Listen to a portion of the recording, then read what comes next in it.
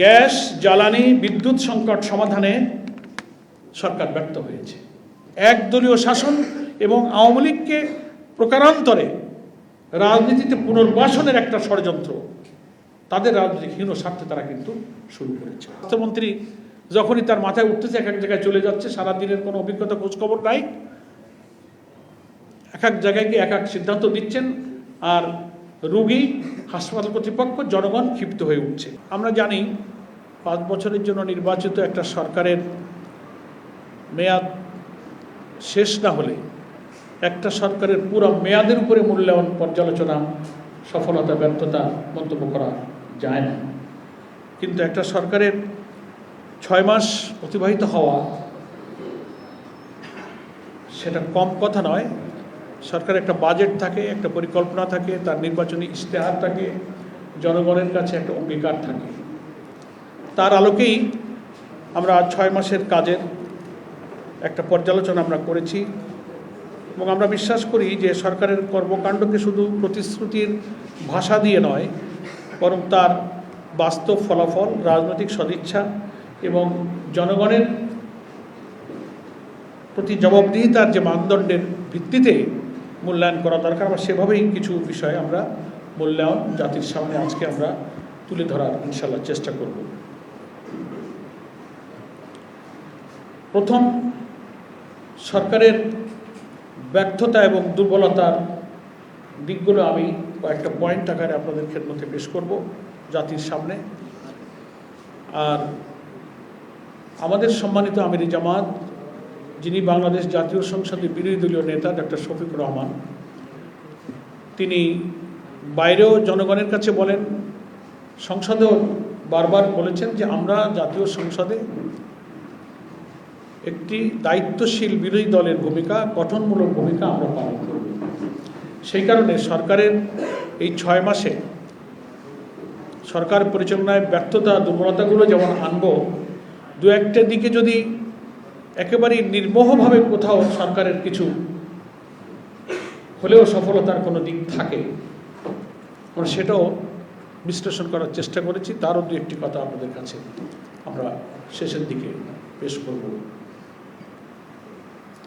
প্রথম, সরকারের এই 6 মাসের যে বড় ব্যর্থতা, সেটাকে আমরা জাতির সামনে প্রথম আনতে চাই।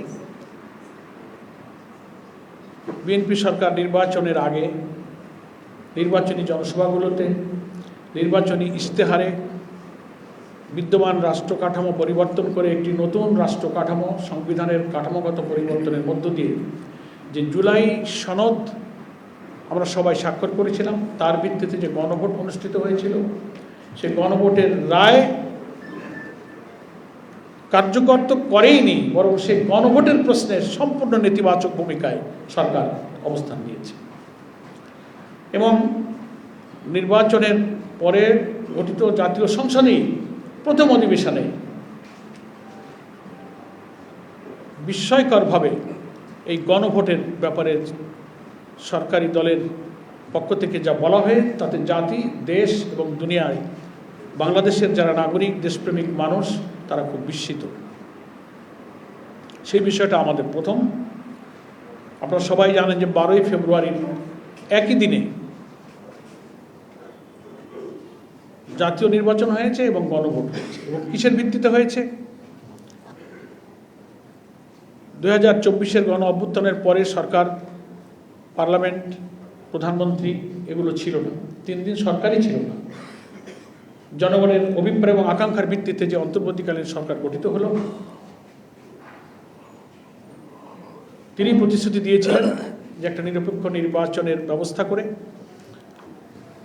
এবং জনগণের অভিপ্রায় অনুযায়ী একটা জাতীয় ঐকমত্য কমিশন গঠন হলো এবং তার ভিত্তিতে রাষ্ট্রটাকে এমনভাবে আমরা সংস্কার করব, সংবিধানের মৌলিক কাঠামোকে আমরা পরিবর্তন করে এমন একটা বাংলাদেশ আমরা বিনির্মাণ করব, যেটা হবে বৈষম্যহীন, মানবিক, দুর্নীতিমুক্ত, বিরোধী দলের উপরে দমন পীড়ন মুক্ত, সাংবিধানিক সমস্ত পদে নিরপেক্ষভাবে নিয়োগের সাংবিধানিক ক্ষমতা সহ একটা মানবিক বাংলাদেশ নির্মিত হবে, এমনভাবে একটা রাষ্ট্র সংস্কার হবে।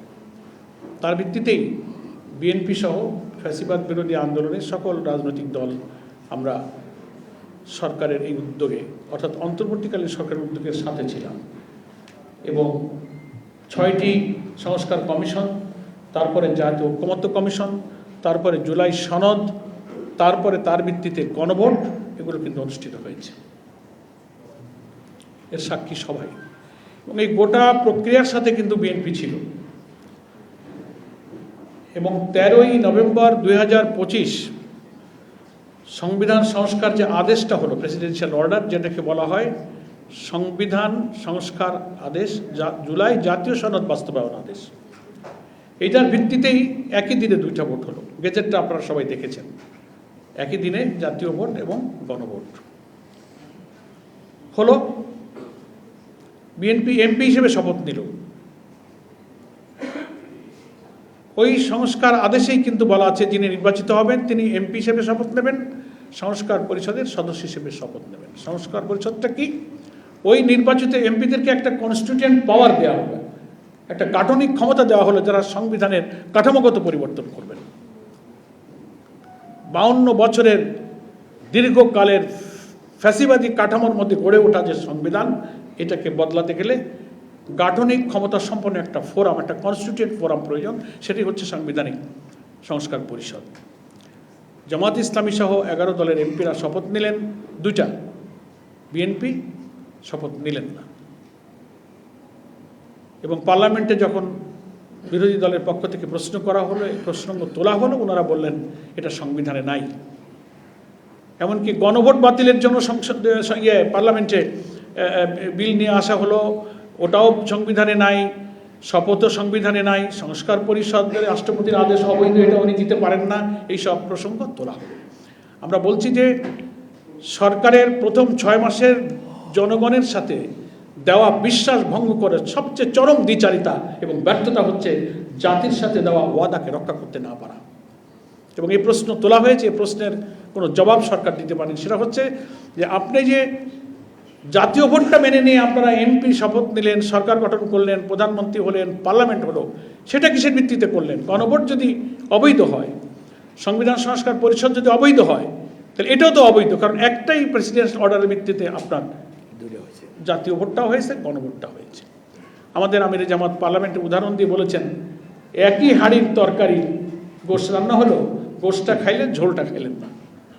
আবার এই উদাহরণও খুব সুন্দরভাবে মানুষ বুঝতেছে যে এক মায়ের পেটে যমজ 2টো সন্তান, একটা সন্তানকে মা স্বীকার করে আর একটা সন্তানকে মাই অস্বীকার করে। কেমন দ্বিচারিতা! এবং এই যে 12ই ফেব্রুয়ারি নির্বাচনটা হলো, এই নির্বাচনটা হয়েছে কিন্তু ওই প্রেসিডেন্সিয়াল অর্ডারের ভিত্তিতে। গেজেটে দেখবেন, ওখানেই বলা আছে যে গেজেট প্রকাশের অব্যবহিত পরেই জাতীয় নির্বাচন এবং গণভোট হবে। তাহলে বিদ্যমান সংবিধান অনুযায়ী যদি জাতীয় নির্বাচনটা হতো, তাহলে তো গত ইলেকশন হয়েছে 24-এ, সামনেরটা হতে 29-এ, 26-এ তো সংবিধানে কোনো ভোট নাই। ফলে আপনি যদি পার্লামেন্টের ভোটই মেনে নেন, তাহলে আপনাকে গণভোটও মানতে হবে, যেহেতু একই আইনের ভিত্তিতেই এই 2টা ভোট হয়েছে। ফলে আমাদের ব্যর্থতার প্রথম দায় সরকারের যে এই গণভোটের গণরায় না মানার কারণে রাজনীতিতে যে সংকট তৈরি হলো, সংবিধানের কাঠামোগত পরিবর্তনকে পুরা ওনারা উল্টে গেলেন, নেতিবাচক ভূমিকায় চলে গেলেন। এখন পার্লামেন্টে সেই সংবিধান সংস্কার পরিষদের আদেশকে বাইপাস করে অন্যায়ভাবে সংবিধানের 125 আর্টিকেল, যেখানে বলা হয়েছে যে কোনো অ্যাক্ট, কোনো অর্ডিন্যান্স, কোনো অর্ডার সবটাই হচ্ছে আইন। তো নভেম্বরের 2025-এর যে 13ই নভেম্বরের এটা একটা প্রেসিডেন্সিয়াল অর্ডার, এটাও কিন্তু আমাদের সংবিধান অনুযায়ী একটা আইন। এই আইনকে ভঙ্গ করে, বাইপাস করে ওনারা পার্লামেন্টে একটা বিশেষ কমিটি করেছেন সংবিধান সংশোধন করার জন্য। অর্থাৎ সরকারের গেজেটে যে আইনি কাঠামো করে দেওয়া হয়েছে জুলাই সনদ বাস্তবায়নের জন্য, সেটাকে ওনারা অস্বীকার করলেন। একটা আইনকে অস্বীকার করে ওনারা বাইপাস করে আরেকটা বিশেষ কমিটি করেছেন সংবিধান সংশোধন করার জন্য। বিরোধী দল সেখানে বলেছে যে কমিটিতে নাম দিতে, সদস্য দেওয়ার আহ্বান জানালে বিরোধী দলের নেতা বলেছেন যে আমরা কমিটিতে তো নাম দেওয়ার প্রশ্নই আসে না, আমরা কনসেপচুয়ালি আমরা এই সংবিধান সংশোধনের কমিটিকে আমরা প্রত্যাখ্যান করলাম। এই প্রক্রিয়াটাকে আমরা পছন্দ করি না। সেই জন্য সাংবাদিক বন্ধুগণ, আমাদের এই প্রথম গণভোটের গণরায়ের ব্যাপারে সরকারের সরাসরি নেতিবাচক ভূমিকাই হচ্ছে সরকারের প্রথম ব্যর্থতা, যেটা জাতিকে এখন একটা সংঘাতের দিকে ঠেলে দিচ্ছে এবং জুলাই অভ্যুত্থানের একসাগর রক্তের বিনিময়ে অর্জিত নতুন বাংলাদেশের স্বপ্নটাই শেষ হতে বসেছে। আবার সেই ফ্যাসিবাদী কর্তৃত্ববাদী শাসনের মতো এই সাংবিধানিক কাঠামোকে তারা ধরে রাখতে চায়। মৌলিক 10টি সাংবিধানিক এবং প্রশাসনিক ব্যাপারে তারা নোট অফ ডিসেন্ট দিয়ে সেই ফ্যাসিবাদী যুগের সংবিধান ধরে রেখে প্রধানমন্ত্রীর অসীম ক্ষমতা, রাষ্ট্রপতি এবং প্রধানমন্ত্রীর ক্ষমতার ভারসাম্য ছাড়া সমস্ত সাংবিধানিক পদে দলীয় লোক নিয়োগ দেওয়ার পথকে উন্মুক্ত করে আলটিমেটলি বিএনপি জাতির কাছে দেওয়া ওয়াদাকে ভঙ্গ করেছে। সেকেন্ড, গ্যাস, জ্বালানি, বিদ্যুৎ সংকট সমাধানে সরকার ব্যর্থ হয়েছে। এ ব্যাপারে আমরা 2বার সাংবাদিক সম্মেলন করেছি। বর্তমানে বাংলাদেশের দৈনিক গ্যাসের চাহিদা হচ্ছে 3800 মিলিয়ন ঘনফুট, অথচ দেশীয় উৎপাদন ও আমদানি মিলিয়ে সরবরাহ হচ্ছে মাত্র 2700 থেকে 2800 মিলিয়ন ঘনফুট, অর্থাৎ প্রতিদিন 1000 মিলিয়ন ঘনফুট ঘাটতি রয়েছে। জ্বালানি মন্ত্রণালয় স্বীকার করেছে যে এটা দীর্ঘদিনের সমস্যা। এর প্রভাব পড়লে শিল্প, কলকারখানা, বিদ্যুৎ কেন্দ্র, সিএনজি স্টেশন এবং অন্যান্য গ্রাহকদের উপরে পড়ছে। 20টি উৎপাদনশীল গ্যাস ক্ষেত্র থেকে জুলাইয়ে দৈনিক প্রায় 1630 ঘনফুট গ্যাস পাওয়া যাচ্ছিল, কিন্তু দীর্ঘমেয়াদী সংকটের কারণে দেশীয় উৎপাদন দ্রুত বাড়ানোর সেই ফল এখনও কিন্তু দৃশ্যমান নয়। ফলে এই কারণে বিদ্যুৎ জ্বালানি সংকটের কারণে কলকারখানার উৎপাদন মালিকরাই বলছে 40% উৎপাদন কমে গিয়েছে, 20টি কারখানা বন্ধ হয়েছে, 20,000 শ্রমিক ছাঁটাই হয়েছে। প্রিয় ভাইরা আমার, এ কারণে জামাত ইসলামীর পক্ষ থেকে সুনির্দিষ্ট প্রস্তাব দেওয়া হয়েছে। পার্লামেন্টারি কমিটিতে একটা বিশেষ কমিটি হয়েছিল, সেখানে 10 দফা দিয়ে সেই সময়কার সাময়িক সংকট নিরসনে জামাত ইসলামী ভূমিকা রেখেছে। পরে আবার আমরা পরপর 2বার যখন গ্যাসের সংকট, বিদ্যুতের সংকট, জ্বালানি সংকট, সেখানেও আমরা সুনির্দিষ্ট প্রস্তাব দিয়েছি সরকারের কাছে এটা সমাধানের জন্য। সেটা নিরসনে সরকার কোনো পদক্ষেপ গ্রহণ করেনি। এটা হচ্ছে মৌলিক ব্যর্থতার দ্বিতীয়। তৃতীয় হচ্ছে রাষ্ট্রীয় প্রতিষ্ঠান, বিভিন্ন সরকারি প্রতিষ্ঠান, স্থানীয় সরকার বিভিন্ন পর্যায়ে দলীয়করণে দলীয় নেতা কর্মীদেরকে পুনর্বাসনের একটা ক্ষেত্র বানানোর চেষ্টা করা হচ্ছে। আপনাদের মনে আছে সাংবাদিক বন্ধুগণ, এই মিলনায়তনেই সাংবাদিক সম্মেলনে আমরা আলাদাভাবে দলীয়করণের একটা তথ্য প্রমাণ তুলে ধরেছিলাম। অন্তত 11টি সরকারি পদে, স্বায়ত্তশাসিত কর্পোরেশনে, ইলেকশন কমিশনে ছাত্রদল, যুবদল, বিএনপির নেতাদের পদ পদবি সহ আমরা আপনাদেরকে তথ্য দিয়েছিলাম। আমাদের কাছে আছে, আপনাদের কাছেও আছে। তারা নিয়োগ দিয়েছে। প্রত্যেকটি জেলা পরিষদের দলীয় লোক নিয়োগ করেছেন। 8টি উন্নয়ন কর্তৃপক্ষে দলীয় লোক তারা নিয়োগ করেছেন। সিটি কর্পোরেশনগুলোতে দলীয় লোক নিয়োগ করেছেন। বিএনপির মহাসচিবকে প্রশ্ন করা হলে উনি বলেছেন যে সরকারে আমরা আছি, তো আমাদের লোক দেবো না তো কাদের লোক দেবো? কিরকম জবাব হলো? তাহলে ফ্যাসিবাদী আওয়ামী লীগকে দলীয়করণের বিরুদ্ধে আমরা যে আন্দোলন করেছি, তো সেই কথাই তো আপনি বললেন। এবং বিশ্ববিদ্যালয়গুলোতে সব ভিসিদেরকে সরিয়ে দিয়ে দলীয় পদ পদবীধারী ভিসি নিয়োগ দেওয়া হচ্ছে। আমাদের সরকারি চাকরি বাকরির নিয়ম শর্ত অনুযায়ী তিনি যদি এর পূর্বে কোনো দল সংগঠনে থাকেন, সেখান থেকে পদত্যাগ করে আসতে হয়, তার একটা সময় টাইম ডিউরেশন থাকে। ইলেকশন কমিশনের অ্যাডিশনাল সেক্রেটারি থেকে নিয়ে শুরু করে যে সমস্ত পদে নিয়োগ দেওয়া হয়েছে সরকারি পদে, তারা খোঁজ নিয়ে দেখা গেছে সেই সমস্ত পূর্বের দলীয় পদের থেকে কেউ রিজাইনও করে নাই, যায় নাই, ওনাদেরকে নিয়োগ দিয়ে দেওয়া হয়েছে। ফলে সরকারি চাকরিতে নিয়োগের জন্য মেধা, ইন্টারভিউ, যোগ্যতার কোনো দরকার নাই। বিএনপির পদ পদবি একটা বড় কোয়ালিটি। আর তারপরে সম্প্রতি বড় বড় পদে, বড় বড় জায়গায় বিভিন্ন স্বায়ত্তশাসিত প্রতিষ্ঠানে নিয়োগ দেওয়া হচ্ছে। জামাত ইসলামীকে 11 দলকে যারা বেশি গালাগালি দিতে পারবে, তার তত দ্রুত প্রমোশন হয়ে যাচ্ছে। না আমার বলার দরকার নেই, আপনারা সব খবর রাখেন। সেজন্য এটা যেন মনে হচ্ছে যে বিএনপির দলের নেতাকর্মীদের একটা বেকারত্ব দূর করা, পুনর্বাসনের একটা কেন্দ্র হয়েছে সরকারি এবং আধা সরকারি স্বায়ত্তশাসিত প্রতিষ্ঠানগুলোতে। এটা হচ্ছে সরকারের 6 মাসের তৃতীয় ফেলিওর। কারণ 31 দফা বিএনপির যেটা, তার 9ম দফায় আপনারা পড়ে দেখবেন, গুগলে সার্চ দিয়ে ওনারা বলেছেন যে আমরা ক্ষমতায় গেলে সকল প্রকার দলীয় সংকীর্ণতার ঊর্ধ্বে উঠে সকল সরকারি স্বায়ত্তশাসিত সমস্ত পদে নিয়োগের ব্যাপারে একটা সুন্দর প্রশাসনিক ব্যবস্থা গ্রহণ করা হবে। তো এটাই কি দলীয় সংকীর্ণতার ঊর্ধ্বে?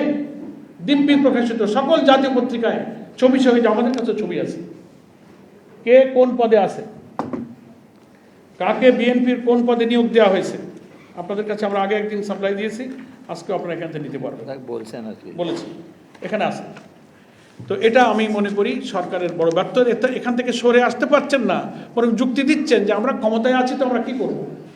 কেন এই যে জেলা পরিষদগুলোতে তো প্রশাসক ছিল, সিটি কর্পোরেশন প্রশাসক ছিল, সেটা নন পলিটিক্যাল এবং সরকারি লোক ছিল।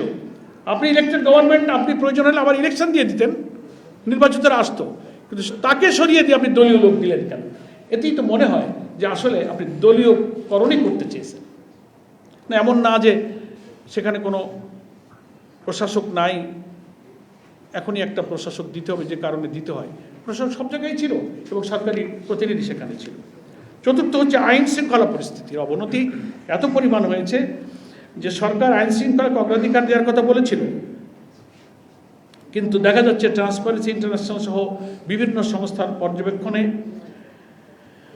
প্রথম 100 দিনেই তাদের 605টি হত্যাকাণ্ড, 294টি ছিনতাই, 196টি অপহরণ, নারী শিশু নির্যাতনের 3496টি ঘটনা রেকর্ড করা হয়েছে। এবং এই সময় দেশ জুড়ে আরও মব সহিংসতা, হত্যাকাণ্ড, মে মাস পর্যন্ত এসে আবার 915টি হত্যাকাণ্ড, 461টি ডাকাতি, 286 অপহরণ, 3277টি চুরির ঘটনা, 5448টি নারী ও শিশু নির্যাতন এবং মে এবং 2026-এ এসে 915টি হত্যা মামলা রেকর্ড হয়েছে। তো ফলে দেখা যাচ্ছে যে ক্রমশ হত্যাকাণ্ড, ধর্ষণ, ডাকাতি, ছিনতাই, নারী শিশু নির্যাতন একের পর এক বাড়ছে। এবং ক্যাম্পাসগুলোতে আপনারা দেখতে পেলেন দীর্ঘদিন এই রাজনৈতিক পরিবর্তনের পরে আমরা আশা করেছিলাম অন্তত রাজনীতিতে একটা পরমত সহিষ্ণুতা থাকবে, রাজনৈতিক দল ছাত্র সংগঠনে আর রক্ত ঝরবে না, শারীরিকভাবে কারোর উপরে কেউ হামলা করবে না। বিএনপি, যুবদল এবং ছাত্রদল পরিকল্পিতভাবে জগন্নাথ বিশ্ববিদ্যালয়, আলিয়া মাদ্রাসা, ঢাকা কলেজ, বরিশালে বেগম রোকেয়া বিশ্ববিদ্যালয় এবং বিভিন্ন জায়গায় প্রত্যেকটি ঘটনার নিরপেক্ষ তদন্ত করে দেখা গেছে যে তারাই প্রথম শিবিরের উপর আক্রমণ করেছে। হয়তো জুলাই সেলিব্রেশন করছে, চিত্র প্রদর্শনী করছে, সেমিনার করছে, সেখানে করতে দেবে না, বাধা দিচ্ছে। জগন্নাথ বিশ্ববিদ্যালয় ক্যাম্পাসের ঠিকাদারির কাজ, নতুন কনস্ট্রাকশনের কাজ বিএনপি নিয়ে যাবে, সেখানে সংসদে আছে যোগসু, তারা বলছে না এটা নিরপেক্ষ টেন্ডারের মাধ্যমে করতে হবে, ও ঠিকাদারি তাদেরকে দিতে হবে। আসে বাস এটা নিয়ে তাদের উপরে হামলা, মারামারি, ক্যাম্পাস থেকে বের করে দাও। ফলে এই যে ক্যাম্পাসকে রক্তাক্ত করা, ছাত্র সংগঠনের মধ্যে একটা সহ অবস্থান বিরাজ করছিল। ডাকসুতে যারা নির্বাচিত হলো যথেষ্ট সংযম এবং ধৈর্যের মধ্য দিয়ে তারা ক্যাম্পাসে সহিংস পরিবেশ যেন না হয় সেটাকে বজায় রাখার একটা উজ্জ্বল দৃষ্টান্ত তারা স্থাপন করার চেষ্টা করেছে। কিন্তু গ্রামে বলে না, পায়ে পাড়া দিয়ে সংঘাত বাঁধানো। ফলে এই জন্য আইন শৃঙ্খলা পরিস্থিতির অবনতি, ক্যাম্পাসকে রক্তাক্ত করা, হামলা করা এবং সেই সাথে দুঃখজনকভাবে যুক্ত হয়েছে এই সমস্ত বিশ্ববিদ্যালয় এবং শিক্ষা প্রতিষ্ঠানের শিক্ষক এবং ভাইস চ্যান্সেলররা নগ্নভাবে বিএনপি এবং ছাত্রদলকে তারা সাপোর্ট দিচ্ছে। পঞ্চম, পররাষ্ট্রনীতিতে যে দুর্বলতা দেখানো যাচ্ছে আমরা সেটা উল্লেখ করতে পারছি। বাংলাদেশ ফার্স্ট পররাষ্ট্রনীতির মূল দর্শন ওনারা ঘোষণা করেছিলেন, কিন্তু 6 মাসে অভিজ্ঞতা আমরা দেখতে পাচ্ছি যে সমন্বিতভাবে অপারেশনাল ফরেন পলিসি ফ্রেমওয়ার্কের সেই রূপ দেওয়া তাদের সম্ভব হয়নি এবং শেখ হাসিনার প্রত্যর্পণ সহ অমীমাংসিত বিষয়গুলোতে দৃশ্যমান কোনো অগ্রগতি হয়নি। এবং 16ই আগস্ট পররাষ্ট্র মন্ত্রণালয়কে বলতে হয়েছে প্রধানমন্ত্রীর ভারত সফরের জন্য আরও কন্ডিউসিভ এনভায়রনমেন্টের প্রয়োজন, অর্থাৎ ভারত সফরের সহায়ক পরিবেশ তারাও সৃষ্টি করতে পারছেন না। বাংলাদেশের প্রধানমন্ত্রীর পক্ষ থেকে সে ব্যাপারেও অক্ষমতা ব্যক্ত করা হয়েছে। এগুলো মিন করে যে কূটনৈতিক এবং পররাষ্ট্রনীতি ডিপ্লোম্যাটিক ক্ষেত্রেও সরকারের একটা ব্যর্থতা যাচ্ছে। 12 লক্ষ রোহিঙ্গারা আন্তর্জাতিক মানবিক সহায়তার ঘাটতি এবং সব কিছুর উপর মিলিয়ে বাংলাদেশের উপর বিরাট বাড়তি চাপ সৃষ্টি করেছে। সেক্ষেত্রেও সেই রোহিঙ্গাদের প্রত্যাবর্ষণের যে পরিকল্পনায় সরকার ব্যর্থ, এখনও সে প্রক্রিয়া শুরু করতে পারেনি। ষষ্ঠ, দ্রব্যমূল্যের চাপে সাধারণ মানুষের ক্রয় ক্ষমতা একেবারেই সংকুচিত হয়ে আসছে। আমরা এটার ব্যাপারে আলাদা সাংবাদিক সম্মেলন করেছিলাম। 400 টাকায় চলে আসছিল কাঁচামরিচের কেজি। দ্রব্যমূল্যের চার্ট সব জায়গাতেই আছেন। মূল্যস্ফীতি 9.16%, খাদ্য মূল্যস্ফীতি 8.60%, খাদ্য বহির্ভূত মূল্যস্ফীতি 9.61%। এই পর্যায়ে কিন্তু চলে এসেছে। মূল্যস্ফীতি 9.42% থেকে 9.16% নামা মানে পণ্যের দাম কমে যাওয়া নয়, বরং দাম বৃদ্ধির গতি কিছুটা কমেছে। বাস্তবে খাদ্য, বাস ভাড়া, পরিবহন, নিত্য প্রয়োজনীয় ব্যয়ের চাপ নিম্ন মধ্যবিত্ত পরিবারের আয়কেই ক্রমশ চাপে ফেলছে। ফলে মানুষের প্রকৃত ক্রয় ক্ষমতা কমছে এবং বাজারে সেই অনুপাতে স্বস্তি ফিরছে না। সপ্তম, ব্যাংকিং সেক্টরে চরম নৈরাজ্য এবং বিশৃঙ্খল পরিস্থিতি। এ ব্যাপারে আপনারা সবাই জানেন যে ব্যাংকিং খাতে বর্তমানের সংকট দীর্ঘদিনের, এটা আমরা স্বীকার করি। বাংলাদেশ ব্যাংকের তথ্য অনুযায়ী মার্চ শেষে খেলাপি ঋণ দাঁড়িয়েছে 5,88,704 কোটি টাকা, যা মোট ঋণের 32.26%। 3 মাসেই ঋণ খেলাপি বেড়েছে 31,487 কোটি টাকা।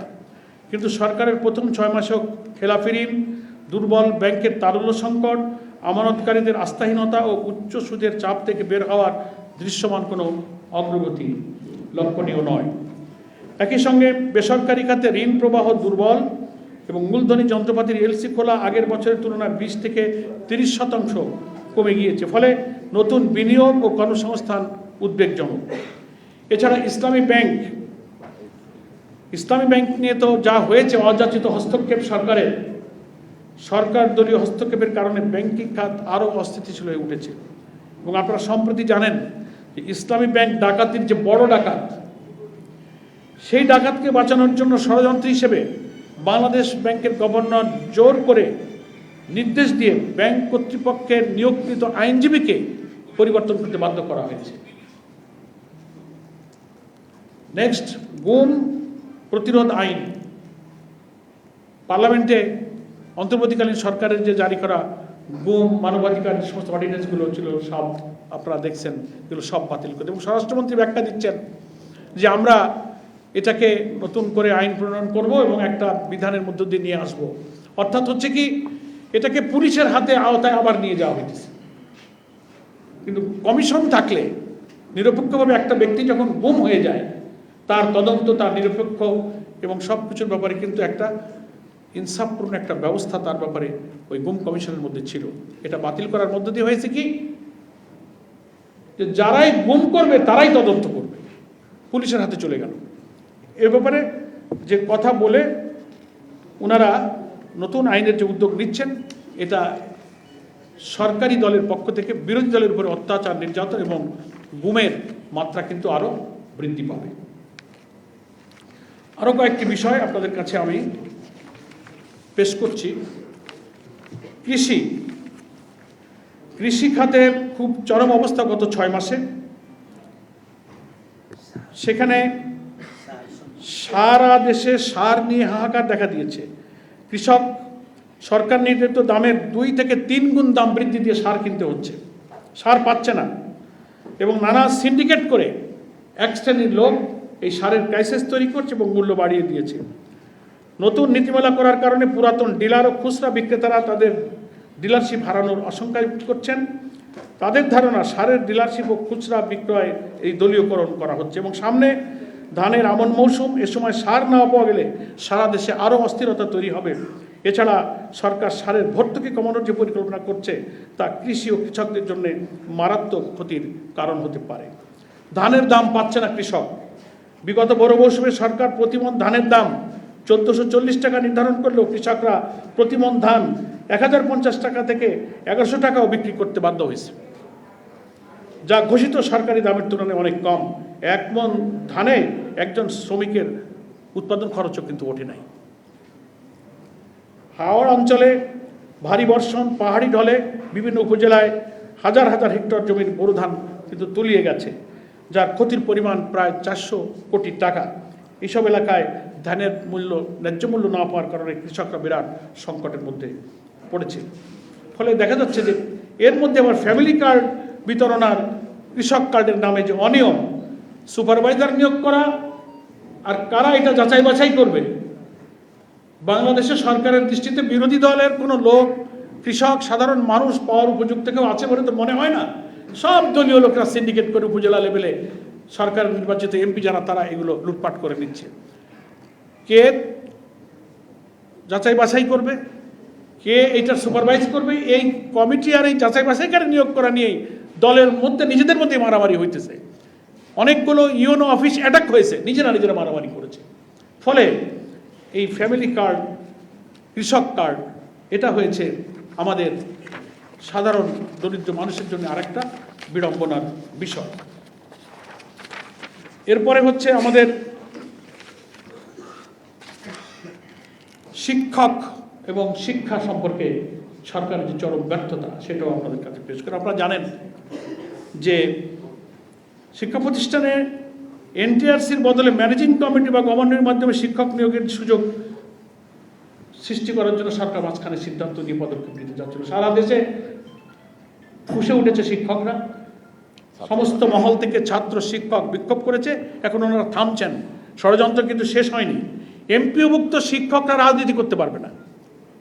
সুদীর্ঘকাল বাংলাদেশের ইতিহাসে এমপিওভুক্ত স্কুল, কলেজ, মাদ্রাসার শিক্ষকরা রাজনীতি করছেন। বেসরকারি, যেখানে সরকারি এমপিওভুক্ত বেতন থাকে, তারা পার্লামেন্ট ইলেকশন করে, তারা ইউনিয়ন পরিষদে নির্বাচিত হয়। জাতীয় সংসদ সদস্যদের ক্ষেত্রে অব্লিগেশন নাই। ওনারা নতুন করে ইলেকশন কমিশনের পক্ষ থেকে একটা মিটিং করে কমিশনে ওনারা একটা সিদ্ধান্ত নিয়ে একটা রিকমেন্ডেশন অ্যাপ্রুভ করেছেন যে এমপিওভুক্ত কোনো শিক্ষকরা স্থানীয় নির্বাচনে অংশ নিতে পারবে না। জামাত ইসলামের পক্ষ থেকে একটা ডেলিগেশন আমরা গিয়েছিলাম, লিখিতভাবে আমরা বলেছি যে আপনাদের এই সিদ্ধান্ত বাতিল করুন। ওনারা আমাদেরকে এইটুকু বলেছেন যে না, আমরা আমাদের কমিশনের মিটিংয়ে এটা অ্যাপ্রুভ করেছি, কিন্তু আমরা এখনও মন্ত্রণালয়ে এই চিঠিটা পাঠাইনি। আমরা বলেছি এটা আপনাকে বাতিল করতে হবে। এখন নতুন করে শুনছি সরকারের উচ্চ পর্যায় থেকে শিক্ষা মন্ত্রণালয়কে নির্দেশ দেওয়া হচ্ছে যে এইটার জন্য আপনারা আইন তৈরি করার জন্য খসড়া রেডি করুন। বেসরকারি প্রতিষ্ঠানের অর্থাৎ এমপিওভুক্ত শিক্ষকরা রাজনীতিতে অংশ নিতে পারবে না। আমরা পরিষ্কার বলতে চাই, এটা সরাসরি সংবিধান বিরোধী। প্রত্যেকটি নাগরিক তার মত প্রকাশের, রাজনীতি করার অধিকার আছে বেসরকারি প্রতিষ্ঠানের চাকরি বিধি অনুযায়ী। হ্যাঁ, সরকারি প্রতিষ্ঠানে যারা চাকরি করেন তাদের সার্ভিস রুল আছে, কোড অফ কন্ডাক্ট আছে, সে বিষয়ে সে বিধি তারা মানছেন দীর্ঘকাল থেকে, তারা তো এটা করেন না। নতুন করে দীর্ঘকাল যেটা নাই সেখানে আবার সরকার হাত দিচ্ছেন। এতে বোঝা যাচ্ছে যে শিক্ষা প্রতিষ্ঠানের উপরে এই যে অযাচিত হস্তক্ষেপ করে কি উদ্দেশ্য ওনাদের আছে। আমরা মনে করি শিক্ষাঙ্গন নিয়ে সরকার একটা চরম নৈরাজ্য সৃষ্টি করছেন। এখানে শৃঙ্খলা রক্ষায় তারা ব্যর্থ হচ্ছেন। শিক্ষকদের বেতন ভাতা প্রদান এবং নবম পে স্কেল বাস্তবায়নের যে ওয়াদা ছিল সেটা অস্বাভাবিক বিলম্ব করা হচ্ছে। শিক্ষকরা নিদারুণ কষ্ট তারা ভোগ করছেন। এবং শিক্ষক নিয়োগের দীর্ঘদিনের শূন্য পদ 36,235টি প্রধান শিক্ষক পদের পদোন্নতি দেওয়ার কথা ছিল। 38,443 জন সহকারী শিক্ষক নিয়োগের পরিকল্পনা আগের থেকেই ছিল। এই সব পদগুলো কিন্তু এখনও পূরণ হয়নি। অবসরপ্রাপ্ত শিক্ষক যারা রিটায়ার করে আছেন, আর্থিক তাদের যে প্রাপ্য, সেই প্রাপ্যগুলো তারা পাচ্ছেন না। 80,320টি আবেদন, যারা মানবিক, অসুস্থ, ক্যান্সারে আক্রান্ত, হজে যাবেন, রিটায়ারমেন্টের পরে তারা তাদের অবসরের সে ভাতাগুলো পাচ্ছে না। তো সরকার এক্ষেত্রে চরম ব্যর্থতা পরিচয় দিচ্ছে।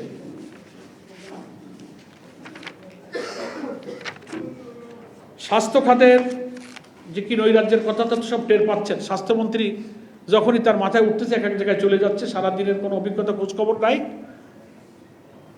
এক এক জায়গায় গিয়ে এক এক সিদ্ধান্ত দিচ্ছেন, আর রোগী, হাসপাতাল কর্তৃপক্ষ, জনগণ ক্ষিপ্ত হয়ে উঠছে। প্রত্যেকটি উপজেলা পর্যায়ের কমপ্লেক্স 101 শয্যায় উন্নীত করার পরিকল্পনা ঘোষণা আগের থেকেই করা হয়েছে। 6 মাস চলে গেছে, উপজেলা হেলথ কমপ্লেক্সগুলো 100 বেডের উন্নীত করা হয়নি। এবং চিকিৎসক এবং স্বাস্থ্যকর্মীদের ব্যাপক ঘাটতি, ঔষধ সংকট, হাসপাতালগুলো একেবারেই অব্যবস্থা, নোংরা, অস্বাস্থ্যকর পরিবেশ। আমাদের এমপি সাহেবরা যাচ্ছেন এই সিন্ডিকেট এবং দুর্নীতির জায়গায়, যখন যাচ্ছে সেখানে ওই সিন্ডিকেট দ্বারা আমাদের এমপি সাহেবরা পরিদর্শনে বাধাগ্রস্ত হচ্ছেন। হামে কি পরিমাণ শিশু মৃত্যুবরণ করলো সরকার, পূর্বের সরকার কি দোষ দিল? আধুনিক চিকিৎসা বিজ্ঞানের এত উন্নতির সময় এই সরকার কিন্তু কোনো পদক্ষেপ, কোনো ব্যবস্থা, প্রিপারেশন নিতে পারে নাই। আমাদের বিরোধী দলের এমপি সাহেবরা উন্নয়নের জন্য নির্বাচিত এমপি, তারা তাদের নিজেদের এলাকায় উন্নয়ন কাজ করবেন, বরাদ্দ, রাস্তাঘাট, মানুষের দারিদ্র্য বিমোচন, খাল নদী খনন, উন্নয়ন, রাস্তাঘাট, তাদের বরাদ্দের ক্ষেত্রে প্রচন্ড বৈষম্য করা হচ্ছে। বরং বিরোধী দলের নির্বাচিত এমপিদের খবরদারি করার জন্য মহিলা সংরক্ষিত আসন, তাদের এক একজন এমপিকে তাদের মাথার উপরে বসায় দিয়ে তাদেরকে সুপারভাইজার বানানো হয়েছে। প্রচন্ড সংবিধান বিরোধী, সম্পূর্ণ অনিয়ম, দলীয়করণের একটা নির্লজ্জ পদক্ষেপ হচ্ছে এটা। নির্বাচিত একজন এমপিকে আপনি অনির্বাচিত সংরক্ষিত আসনের একজন মহিলা, যিনি ওই এলাকার কোনো মানুষ নন, তিনি তার উন্নয়নে তদারক করবেন? সংবিধানে একজন জনপ্রতিনিধির এখতিয়ারের উপরে হস্তক্ষেপ করা হয়েছে, এবং তাও করবেন আপনি বিরোধী দলের এমপির উপরে, সরকারি দলের সংরক্ষিত। তাহলে এখন সরকারি দলের এমপিরা যেখানে আছেন তার কাজ কি তদারক করবে? এগুলো হচ্ছে নির্লজ্জ দলীয়করণ এবং নির্বাচিত বিরোধী দলের এমপিদের উন্নয়নের কাজে ব্যাপক হস্তক্ষেপ করা হচ্ছে। বিচার ব্যবস্থা তো একেবারে সর্বনাশ করা হয়েছে, স্বাধীন বিচার ব্যবস্থাটা শেষ করে দিয়েছে। সুপ্রিম কোর্টের স্বাধীন সচিবালয় করা হয়েছিল, সেই সচিবালয় তারা বাতিল করে দিয়েছে। সুপ্রিম কোর্ট সেক্রেটারিয়েট অর্ডিন্যান্স, যেটা সুপ্রিম কোর্টের নিজস্ব সচিবালয়, বিচার বিভাগের প্রশাসনিক স্বায়ত্তশাসন জোরদার একটি গুরুত্বপূর্ণ উদ্যোগ হিসেবে বিবেচিত হচ্ছিল, কিন্তু সরকার সেটা বাতিল করে দিয়েছে। স্বাধীন বিচারক ব্যবস্থা নিয়োগের 2025-এর যে সুপ্রিম কোর্ট জাজেস অ্যাপয়েন্টমেন্ট অর্ডিন্যান্স, সেটা বাতিল করে দিয়েছে। ফলে এখন হয়েছে যে বিচারপতি নিয়োগের স্বচ্ছতা, মেধা থাকলো না, রাজনৈতিক প্রভাব এখানে এসে পড়ল। তো আমি সরকারের ব্যাংক প্রসঙ্গটা আমি বলেছি, ব্যাংক লোনের ব্যাপারে প্রায় 50,000 কোটি টাকার মতো ব্যাংক থেকে লোন নিয়েছে প্রথম মাসে সরকার, আর এ পর্যন্ত প্রায় 2 লক্ষ কোটি টাকা ব্যাংক থেকে সরকার ঋণ গ্রহণ করেছে। সাংবাদিক বন্ধুগণ, ভারতের সীমান্তবর্তী এলাকাগুলোতে এই সরকার ক্ষমতায় আসার পরে ব্যাপক হারে পুশিনের প্রেসার চলেছে, সীমান্ত হত্যা চলেছে। সেটা নিয়ন্ত্রণে পরিবেশ রক্ষা করতে সরকার ব্যর্থ হয়েছে। 11 দল জামাত ইসলামীকে সেই সব সীমান্তবর্তী জেলাগুলোতে তার প্রতিবাদ করতে হয়েছে, ভূমিকা রাখতে হয়েছে, রাজধানীতে মিছিল করতে হয়েছে। সে ব্যাপারে সরকার কোনো পদক্ষেপ গ্রহণ করেনি।